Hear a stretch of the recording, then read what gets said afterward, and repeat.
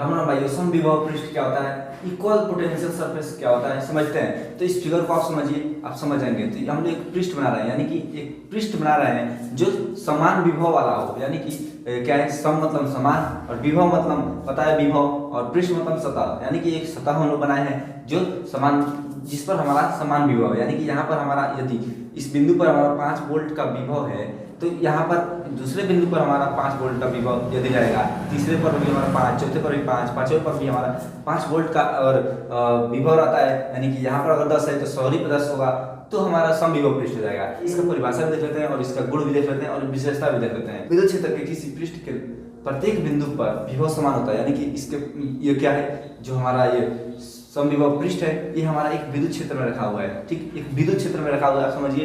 ये विद्युत क्षेत्र में जिसके प्रत्येक बिंदु पर, यानी कि इसके इस बिंदु या फिर इस बिंदु या फिर इस बिंदु, किसी भी बिंदु पर एक ले लें, तो सभी बिंदु पर क्या होगा, हमारा विभव समान होता है।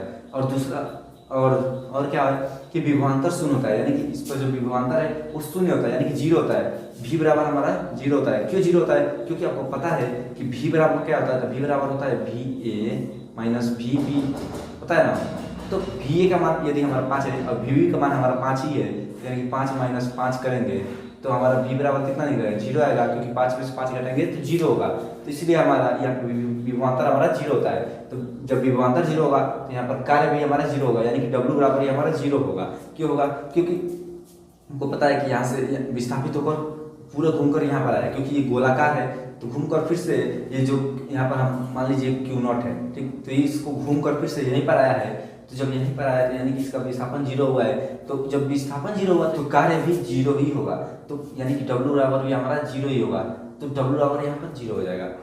तो विद्युत बल रेखाएं लंबवत होती हैं, और क्या है कि विद्युत बल रेखाएं लंबवत होती हैं, यानी कि यहाँ पर विद्युत बल रेखाएं भी गुजरेंगी, क्योंकि ये विद्युत क्षेत्र में है तो इसकी विद्युत बल रेखाएं लंबवत होंगी, यानी कि इस सरफेस से लंबवत गुजरेंगी, ऐसे नहीं गुजरेंगी। ऐसे गुजरेंगी तो लंबवत नहीं होगी, नहीं, यहाँ पर 30 अंश, 40 अंश, 50 अंश ऐसे कोण बनेगा।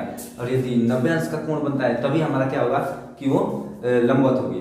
और क्या है कि एक दूसरे को कभी नहीं काटेंगे, जो विद्युत बल रेखाएं गुजर रही हैं ये एक दूसरे को कभी नहीं काटेंगी, ये वाला इसको नहीं काटेंगे। अगर ऐसे विद्युत बल रेखाएं गुजरेंगी तब काटेंगे, तो ऐसे तो गुजर रही है, ये तो लंबवत गुजर रही है ना, तो नहीं काटती हैं। ठीक, तो उम्मीद करते हैं आपको समझ में आया होगा। और यदि आपको इसके बारे में फुल वीडियो चाहिए तो हमारे चैनल पर वीडियो बनाकर अपलोड किया गया है और अच्छे से समझाया गया है। आप वहाँ पर जाकर अच्छे से देख सकते हैं, समझ सकते हैं।